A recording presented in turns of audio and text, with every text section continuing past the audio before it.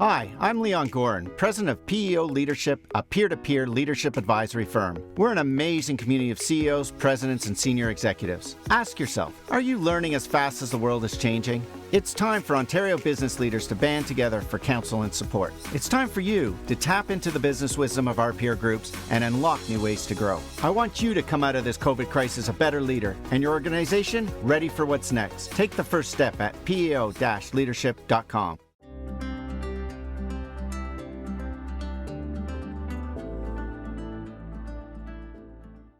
So this afternoon, we're going to talk with Jamie Grossman, who's been a member of PEO Leaders for over 10 years and is the managing principal broker at Cresa.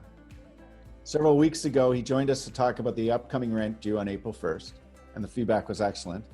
Today, as we're quickly approaching May 1st, it's great to have Jamie back with us again.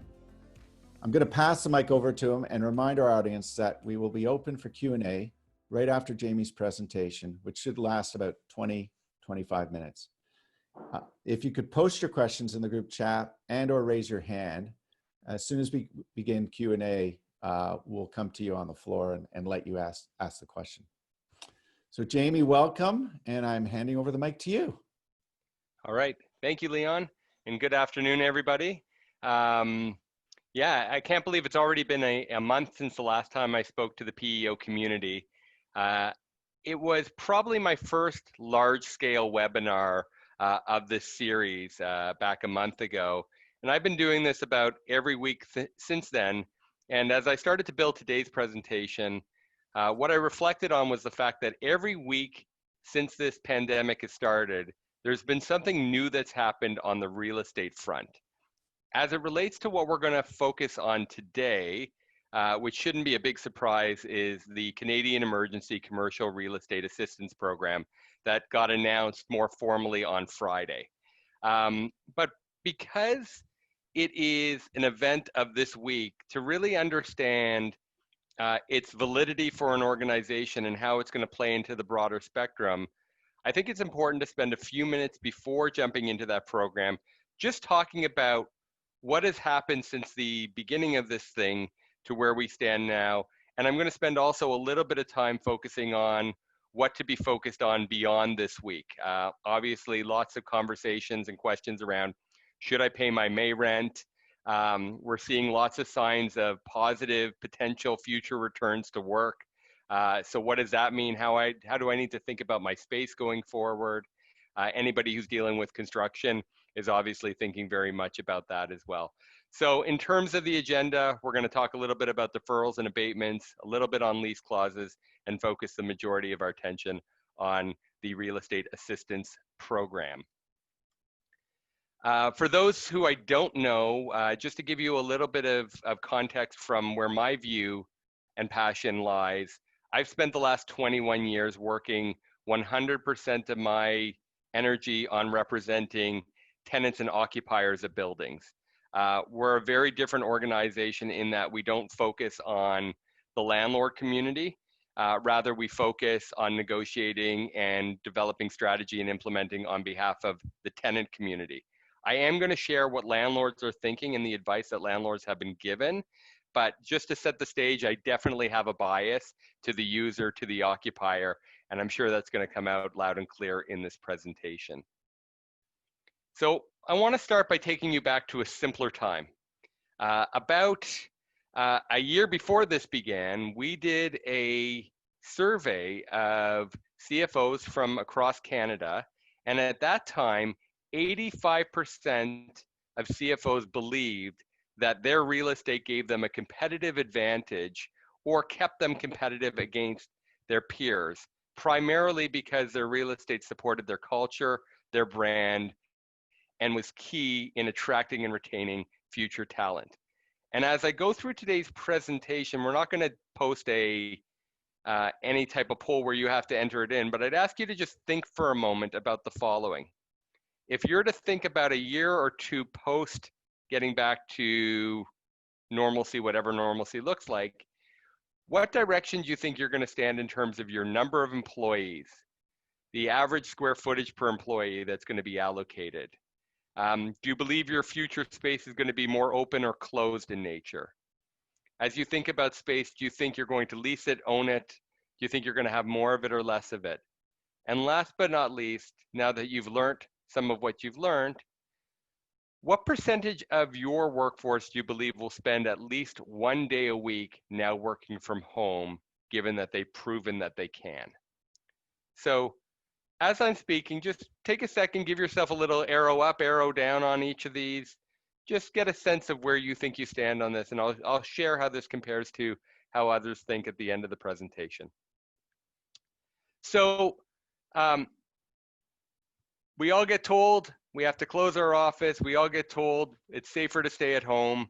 What we saw with most of our clients is everybody was heavily focused on the people side of their business first, rightfully so.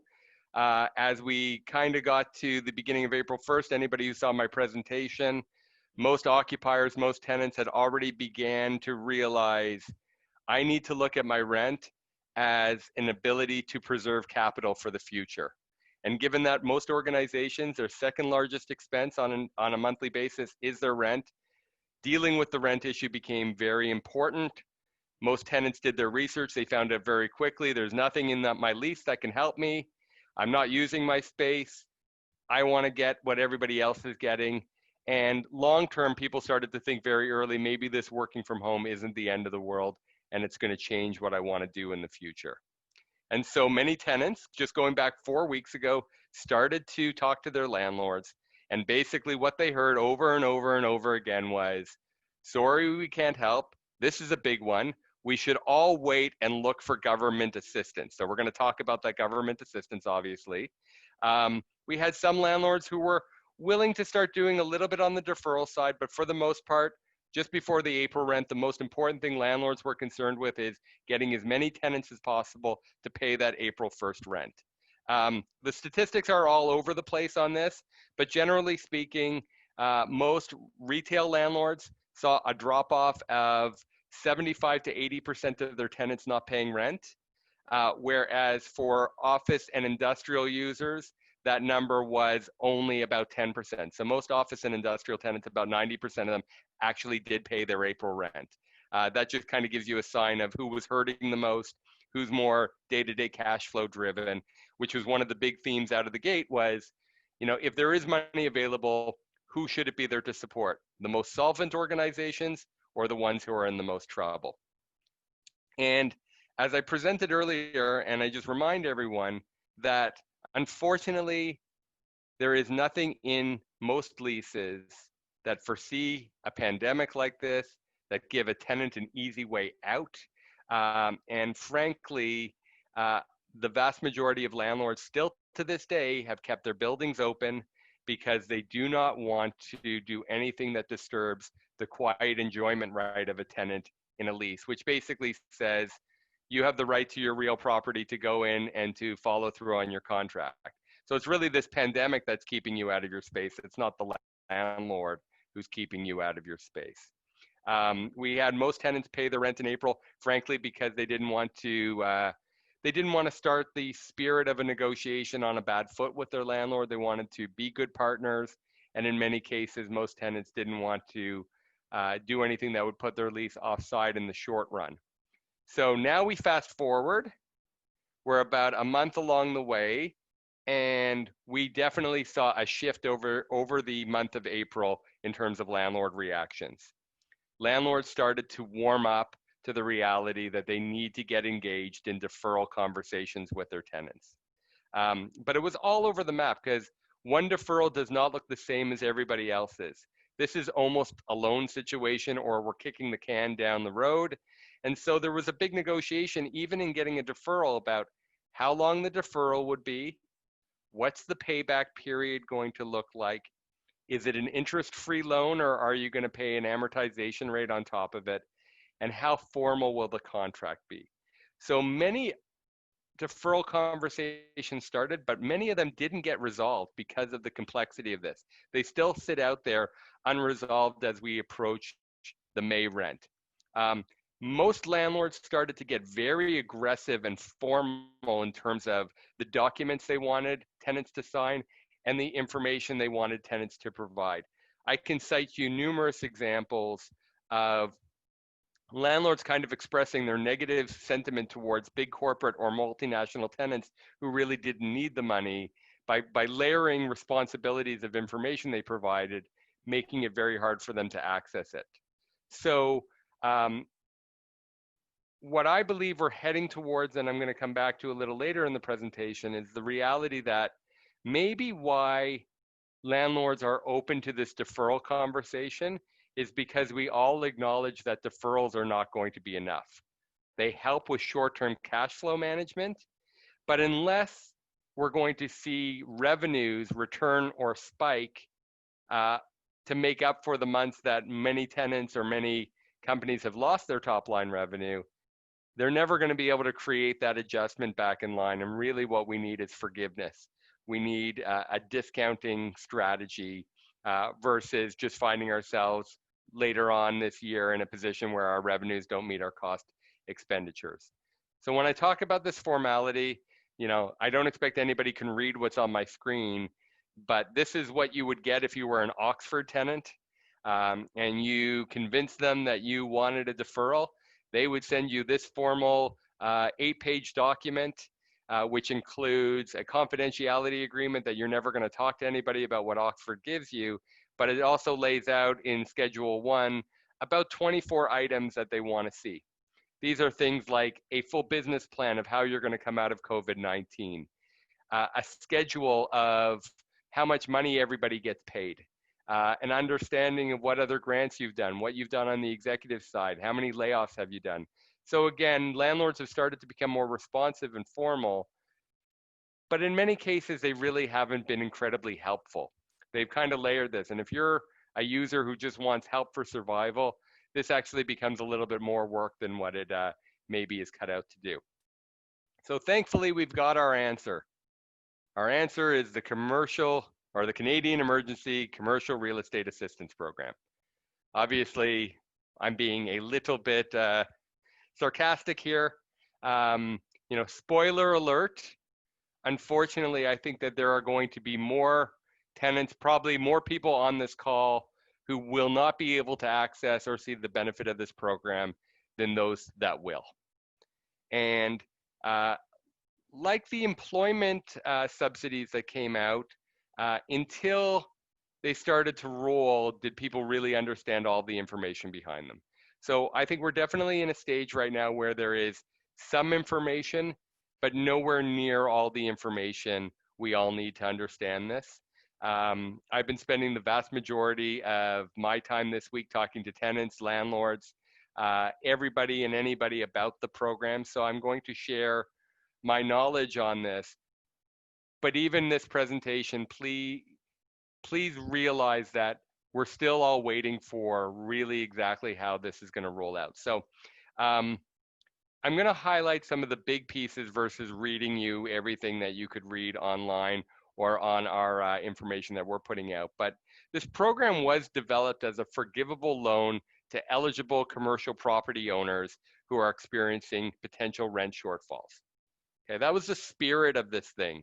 The spirit of it from the beginning was also to help tenants who are suffering and can't pay their rent, but the program has basically been put forward and it's going to flow through the hands of CMHC and the landlord before the tenant receives the value of it.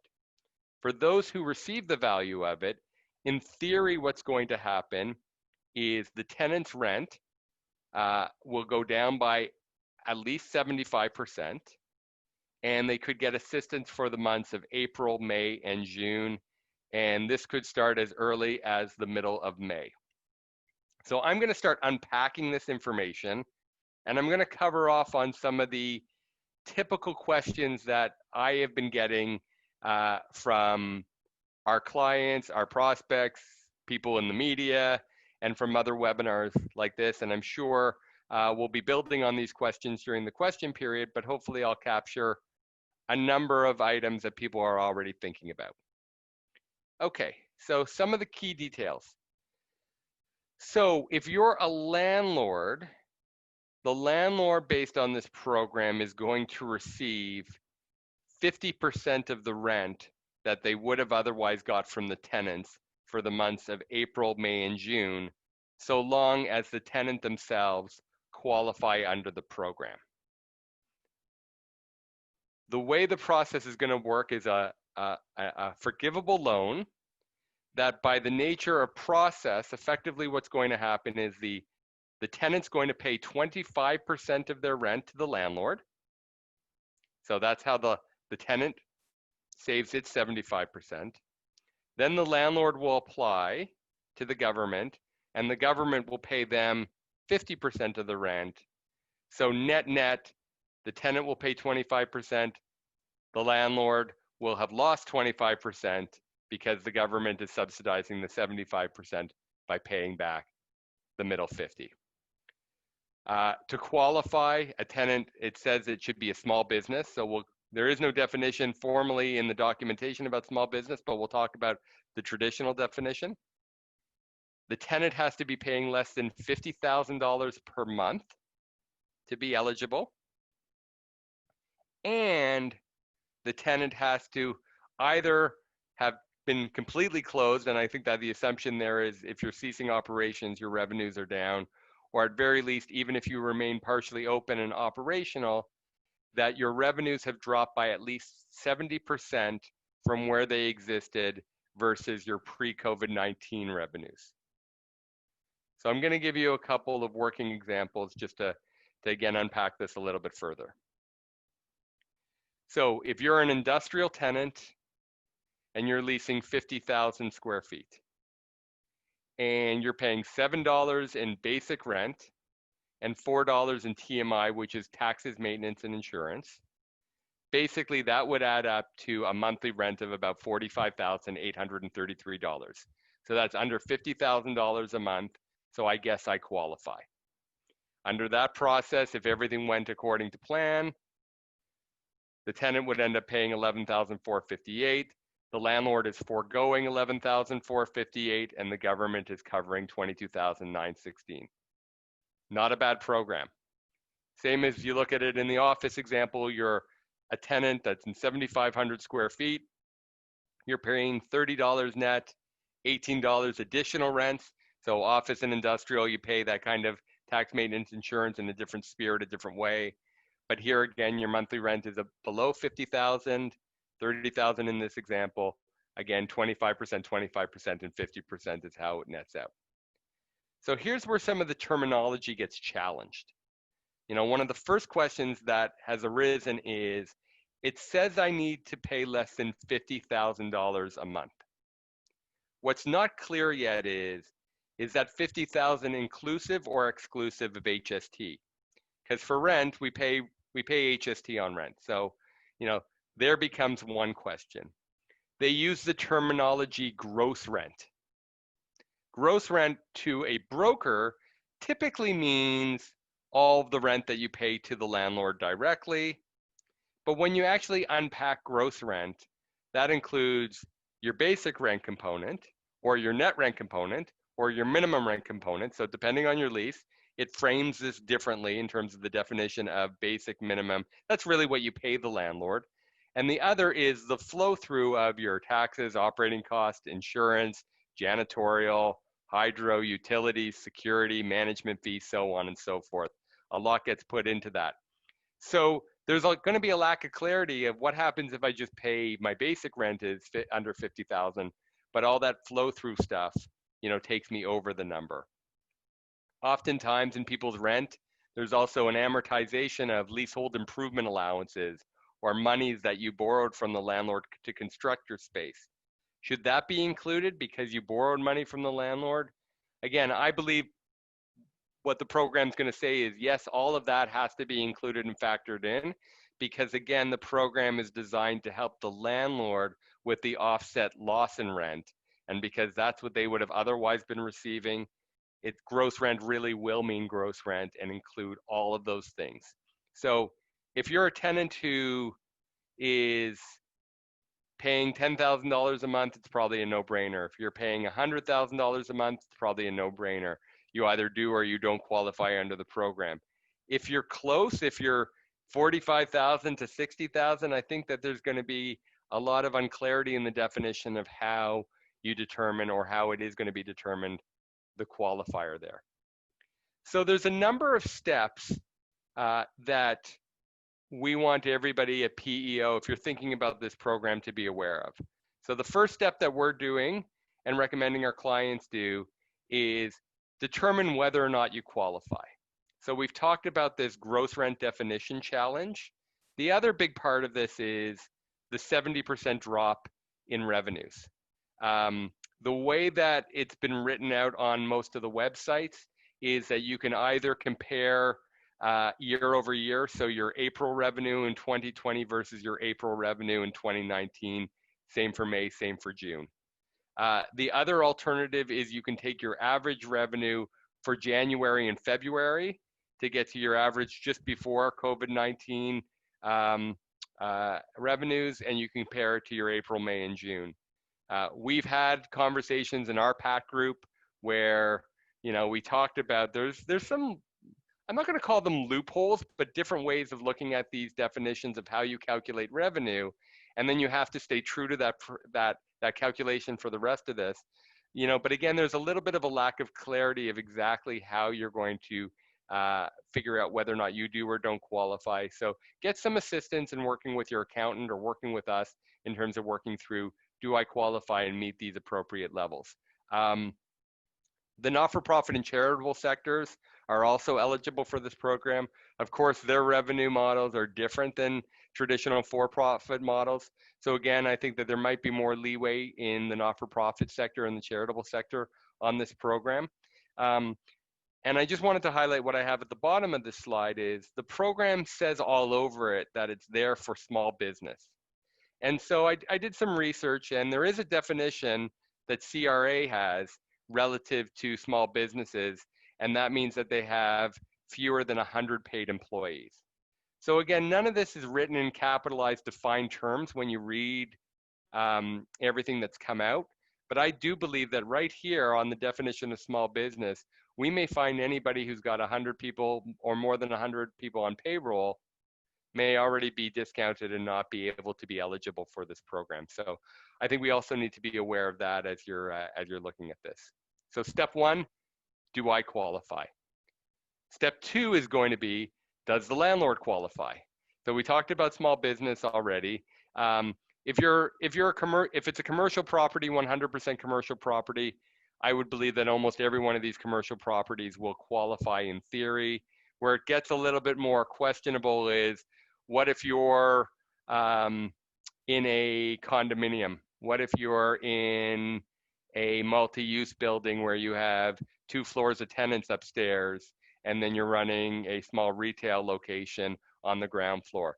So there basically is some percentages and rules that need to be clarified there in which having that stick. I think most situations, most of the tenants who would be, or most of the companies who would be on this call will probably have no problem with whether or not their landlord qualifies.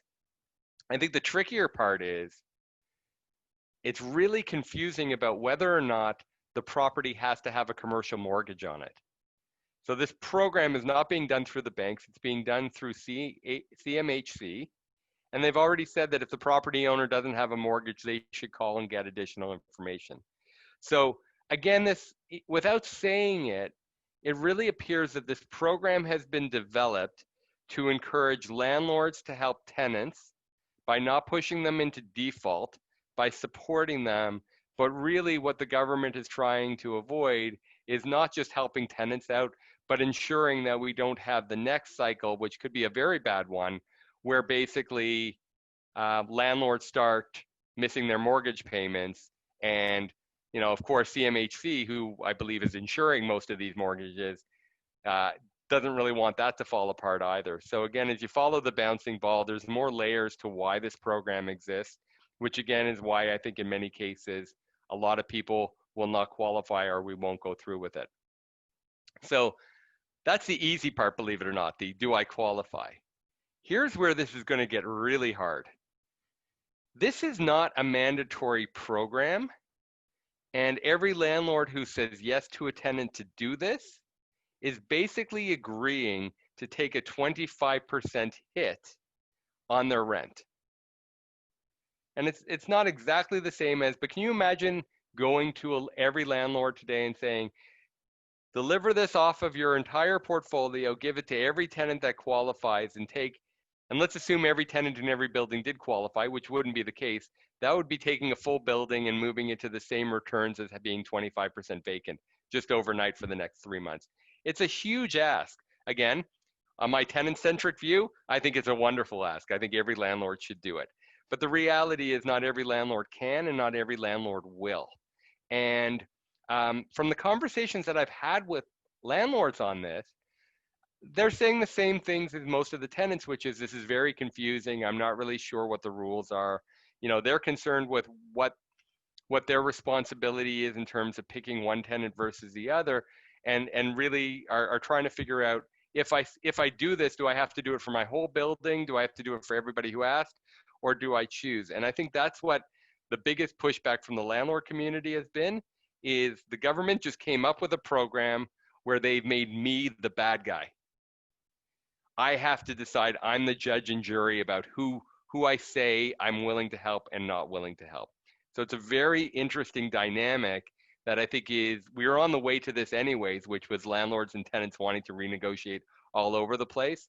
But this program may be a lifeline for some, but for many, it's going to be the straw that broke the camel's back in terms of the landlord-tenant relationship.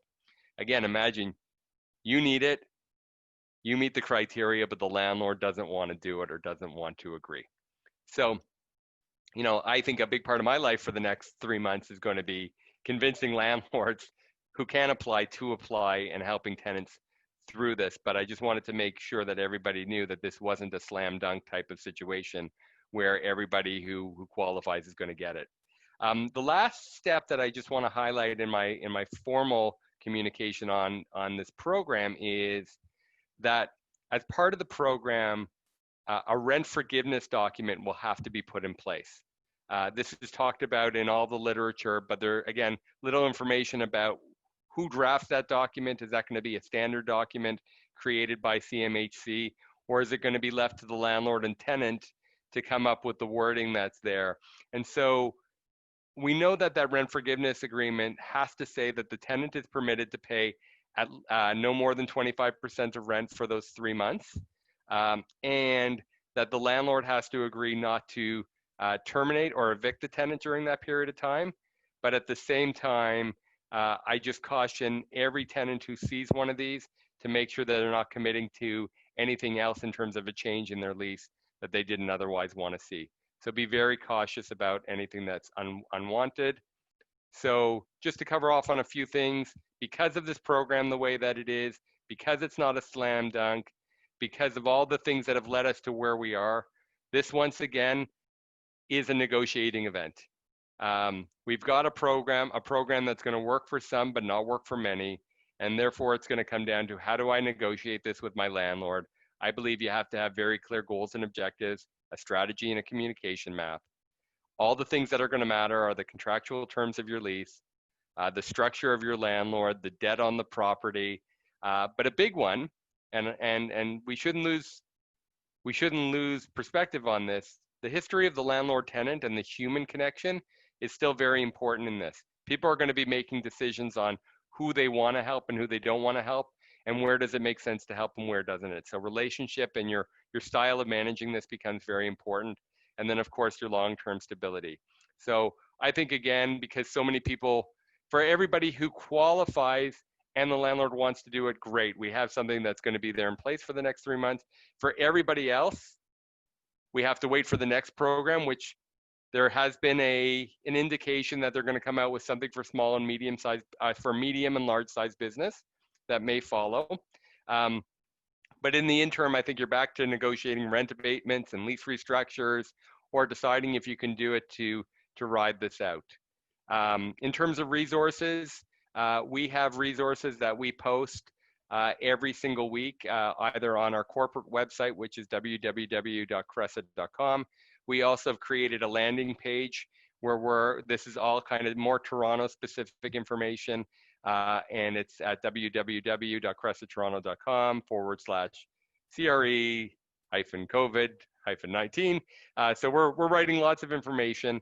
As we As we look to the future, these are just some of my closing thoughts. I still and consistently believe this is not a follow the herd type of event. This is about understanding the uniqueness of your own organization, creating actionable strategies versus following general advice. You need to understand your lease and understand the risks. You've got a real big judgment call to make for most tenants now is, do I pay my May rent or not? There's good reason to do so. There's good reason not to do so. You have to stay up to date with these programs. We do believe a future program will be there for medium and large tenants, but it'll probably take at least an additional month till we see something there. But I also wanted to see the brighter side of this, which is an opportunity. There has never been a better time to assess how well your organization is functioning or which parts of your organization are functioning well at home. I believe coming out of this, a year from now, my business will be forever changed, not because people will not want their real estate anymore, but I think organizations are going to attract and retain talent and think about their office as being a broader office that includes home officing. And now is a great time to start evaluating, well, which of my functions can I hire somebody to do it at home versus in my office? Which of my people are really doing well at home versus not?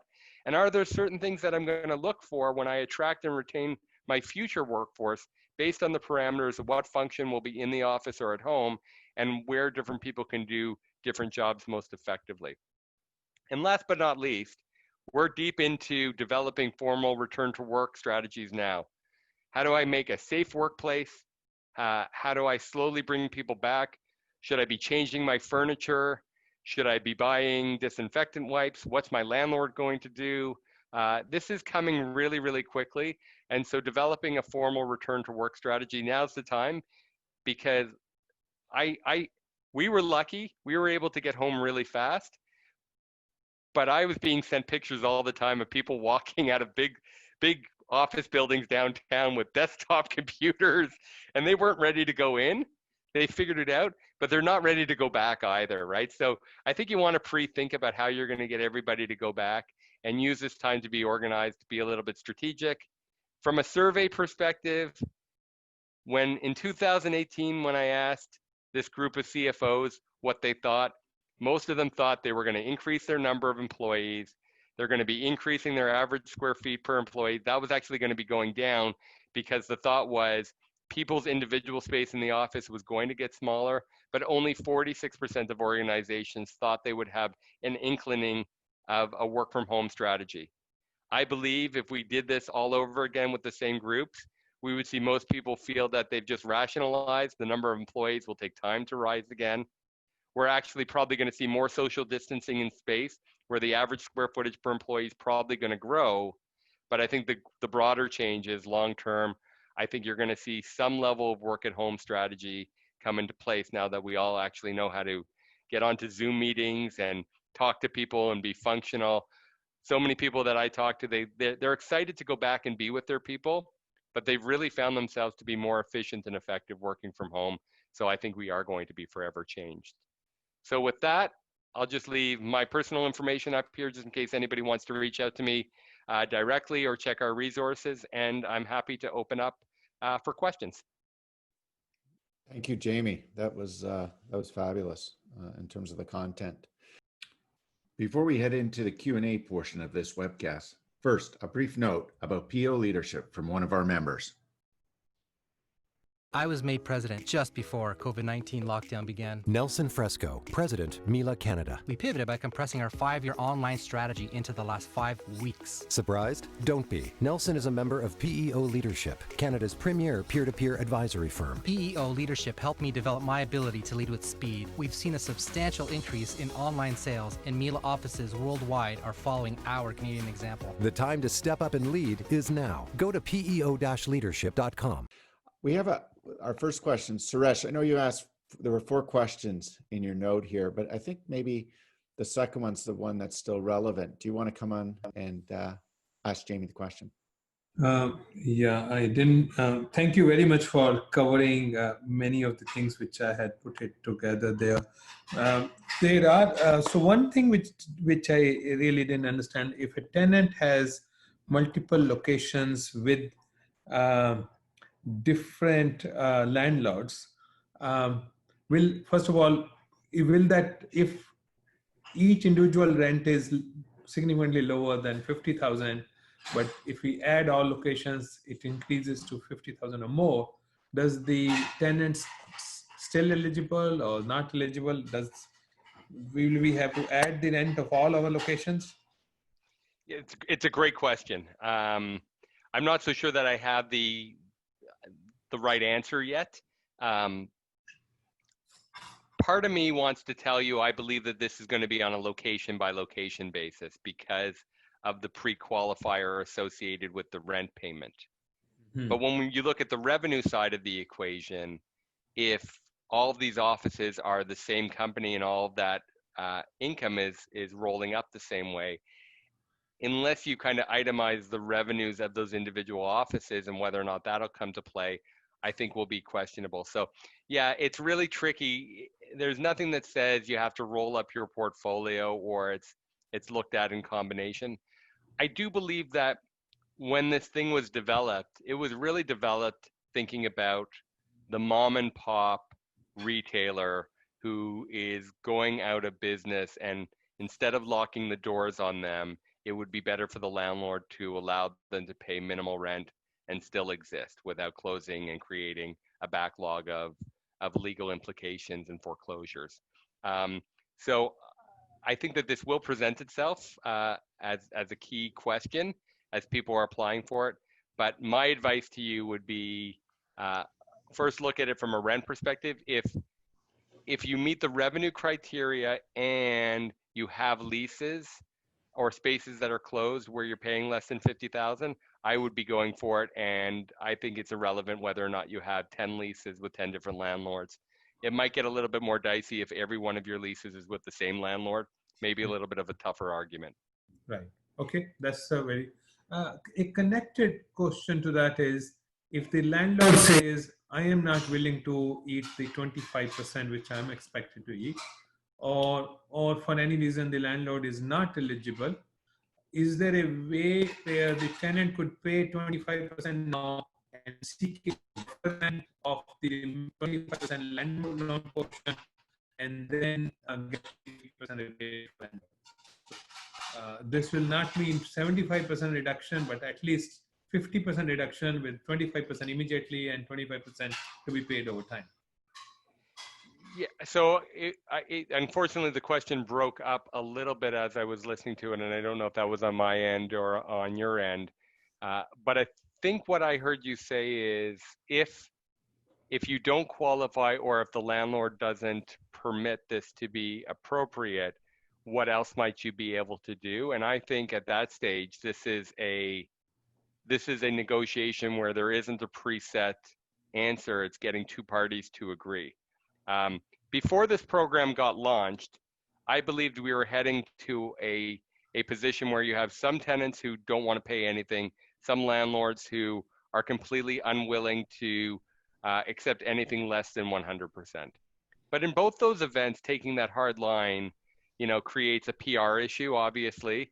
I don't know too many landlords who really want to be out there in front of being known as the guys who are closing the door on every one of their tenants.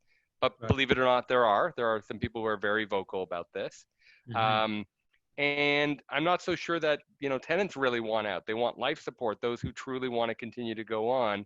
So it's just about how do you come to terms with a negotiation where there isn't clarity around how much support is going to be needed and for how long. And so we have multiple examples where we brought the parties together to come up with a partnership type of mentality to figure out a solution. In some cases, it's been a month-by-month abatement. In other situations, it's been a 2 or 3 month deferral where we pushed it into 2021. In other situations, it's been, let's just simply take the basic rent in the first month of this and move that, but you continue to pay the additional rent. So again, because I don't think the government won't be assisting in that program, this is where good old-fashioned negotiations and the spirit of a long-term partnership versus having an agreement collapse right now comes into play. Right. Okay. Thank you. Thanks, Suresh. Our next question comes from Lyle. Lyle, if you'd like to come off mute.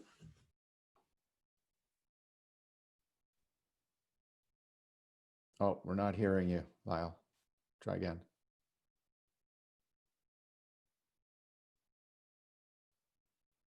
No. Okay, Lyle, I'm going to ask the question for you because I can't hear you. Lyle asks, for a landlord to be able to get right to lock the doors, has anything changed in their options during this time? I.e., are the courts closed? Is a judge deferring decisions? Yeah, so the courts are not open. I have heard stories specifically where landlords have locked out their tenants. There's certain pieces within the lease that allow them to do that.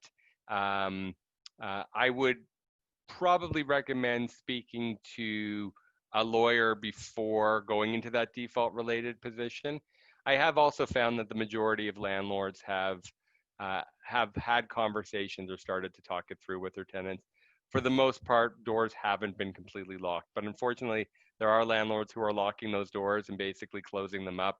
And then basically the lease itself dictates all the pieces of this. But I have heard overwhelmingly that the landlord does still have the right, even though the courts are closed, to still exercise all of their rights under the lease in terms of a material default where the tenant has not cured the payment of their rent. In other words, putting it the other way, the landlord is not forced to allow you to continue to operate or allow you to continue to access your space if you're no longer paying for it and you are in default. I would say most but not all leases do have some level of a right to cure and a required notice that comes when the default's there. And even when that's not written very often, again, going back to the historic relationship between the landlord and tenant, most landlords will reach out to the tenant or send them an aggressive letter letting them know that they haven't received their rent and giving them a period of time to cure it. Some landlords have, as part of their strategies, allowed their tenants to use their security deposits or their last month's rent towards the month of May or the month of April or the month of June, with an understanding that later on they'll want them to basically reposition those deposits. But since the landlord's already holding that money as security, there have been some landlords who have allowed that as a little cash flow relief as a strategy. Thanks, Jamie. All right, next question. Greg Sachs. I think if you come off mute, give you the floor. Yep, I think if you guys can hear me, I was just asking Jamie if he thought pressure on the government might lead to a reconfigured plan for small business in the days or weeks or even a month ahead, since the rent relief right now relies so heavily on a good relationship between landlord and tenant. And from my personal experience, I don't know of too many of those relationships. So just wondering if, I know there's some organizations like Save Small Business who've been very vocal and I think had a large role in the government changing the wage subsidy rules. And I'm wondering if you might foresee a similar thing happening on the rent program. Yeah, I think part of the reason we've seen even this program to date has been because of strong lobbying by organizations or trade groups or others. It's very easy to have an opinion on things. I would have much preferred to see a program that allowed tenants to access support without having to go directly through the landlord. I guess the intent here really was to protect the landlords by giving them the incentive to help the tenants. Almost the same as, creating an employment program that encouraged more organizations to keep on more of their people, but using the program where the employer versus the employee was effectively reaching out and being part of those terms. So I think it's very complicated. I would encourage it. The more we speak up about what we need, what's important to us, can only help. It can't hurt. Again, I do believe because so much of the rest of the world has been shut out from this opportunity or this program, there has to be another program, or at very least, maybe the same opportunity up to the same amount is provided for medium and large size businesses. So for example, maybe you can only get support on your first $50,000 worth of rent. And if you pay more, then so be it. But again, I just find it hard to believe that this is going to be it. The other thing that's really tricky about this whole thing in my mind is the fact that it's going to be retroactive to April. And that means arguably retroactive to May for those who are trying to access it, but start to access it in June. So if you paid your rent in April, but your revenues were down 70%, are you going to be able to get that money back? Like, will the like if you can still qualify, will the landlord give you back the 75% extra you paid now that they can get 50% from the landlord? Maybe unlikely, which causes a big judgment call right now, which is to say, we'd be better off not to give our landlord, if we think we qualify, any more than 25% of what we owe them right now. But in the absence of an agreement, which is unlikely to be in place in the next 48 hours with a landlord, what do you do? So it's kind of a two-parter. Yes, I think we need to put pressure. We should all continue to put pressure and sign petitions and write to people and do what we can to support those who are lobbying to try to help us all. But I also do believe that that's already very much in the works. Thanks, Greg, for the question. It's funny, Jamie, I had a call with somebody on the West Coast who had paid their rent April 1st and had heard last week the landlord actually came back and said, take your fee that you paid April 1st and you're fine for the next several months. We'll just apply it. And so he was pretty pleased about that. Yeah, there are some landlords who have been really great through this. Again, I'm more the tenant guy, but I don't know his name because it didn't happen in Toronto. It happened in Ottawa, but this was the greatest example. Basically a landlord said to their tenant, if you can pay, pay. If you can't pay, don't pay. Once we know we'll go back, we'll figure it out. And, again, I mean, just imagine that, the spirit of the goodwill that's created there. And when you really look at the landlord's opportunity cost, they're not going to find somebody else to go into that space in the short term, right? Rent lost isn't rent gained somewhere else, but their businesses too, and especially if it's insurance money or pension money or there's financing on a building, the landlords can't also bear 100% of the burden. So I think it would be silly for the landlords to be saying no to this program if both the tenant and the landlord qualify. I think this is way better than locking a tenant out or a tenant not paying any rent. But somebody needs to convince everybody in a very emotional time to take the pragmatic approach. Yeah, no, that's great. Thank you. I'm going to pronounce this name incorrectly right now. I'm just apologizing ahead of time. Nagashar, I think that's probably your last name. If you'd like to come off mute and ask Jamie that question.